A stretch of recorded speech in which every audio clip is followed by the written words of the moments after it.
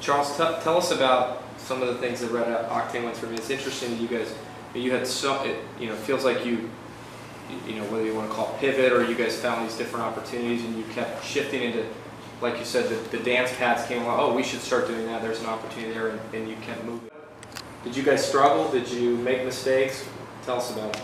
Yeah. So we were changing all the time because one of my friends gave us some advice when we started. He said the thing about starting a company is whatever you do, just don't let it die. Mm-hmm. Smart people will figure out a way to make something happen, but whatever you do, don't let your company die. And that's all we were trying to do during 2001 and 2. What Anthony was talking about earlier, the sort of unusual path, didn't realize how unusual until I started talking to VCs, because we didn't know any VCs back when we were doing Red Octane. But in the entire history of the company, we never raised a single penny from venture capitalists. And so I started asking some people that I had met along the way, some VCs. I said, this was after we sold to Activision. I said, are there other companies that you've seen in the last 5 or 10 years that were started by first-time entrepreneurs, never raised a single penny from VCs, and actually exited with, say, 100 million or more exit? And the only one that anybody ever came back with is that they thought VMware did. But that's the only other company they'd ever seen. Obviously, VMware was much bigger than we were. But that was the only other company they said they may have seen that had gone through that. And that's when we started realizing how unusual that path was. And sometimes to startups, it seems like it's inconceivable that you would start a company, try to make it profitable, and just grow it over time. But we were doing that, and as a result, we had very little margin for error. So we were going literally for 2 years with less than probably a month of cash in the bank. Like every single payroll was a struggle to make the payroll, and then every single week we start with the management meeting. The first thing we look at was how much revenue did we do this week, because we have payroll coming up next week, and we have to make payroll. And is this from the rental business, or is this from the accessories business? This was from the rental business and all the way through the dance pads. Huh. The first game we did, to give you an idea of how we were struggling for 3 or 4 years, just grinding.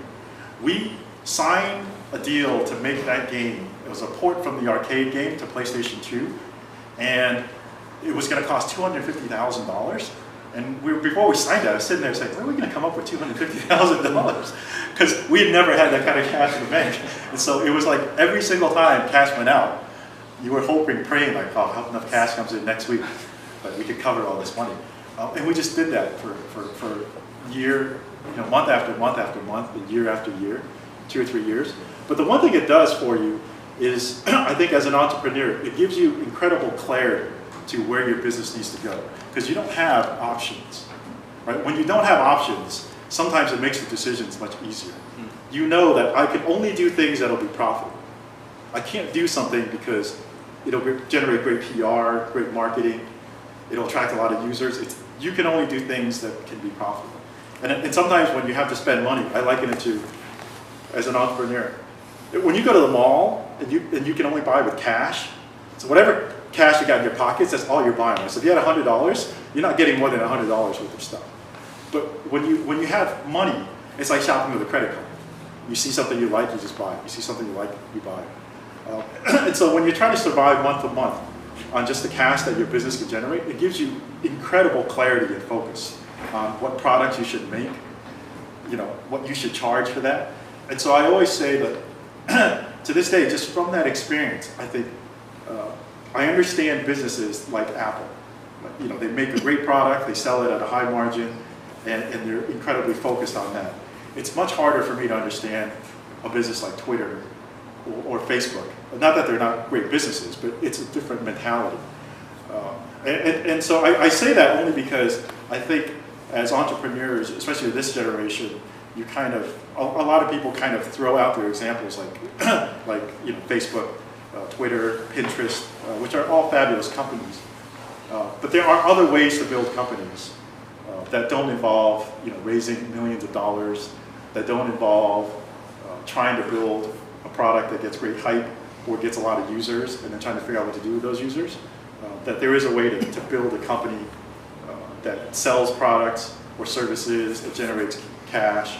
It maintains that through the entire history of the company. The one great thing, despite all the struggles about doing it that way, is you're beholden to nobody. So whatever we wanted to do, we just got in a room and we looked at each other and said, should we do this? And if we said yes, we did. And if we said no, we don't do it, right? You don't have to ask your board for permission to do anything. And that's the only way that a game like Guitar Hero would ever have gotten made. Because everybody else in the game industry, when we made that game, looked at us and said, you guys are crazy. That game would have never gotten greenlit at EA or Activision or any other game company. And it was only because we sat there, we could look at ourselves and say, look, do you want to do this? And if we believed in it and we worked out the numbers and said, I think we could at least break even, we could do it. So sometimes I think that the independence of owning, most of the company yourself and not being beholden to investors, outside investors, gives you freedom to innovate in ways that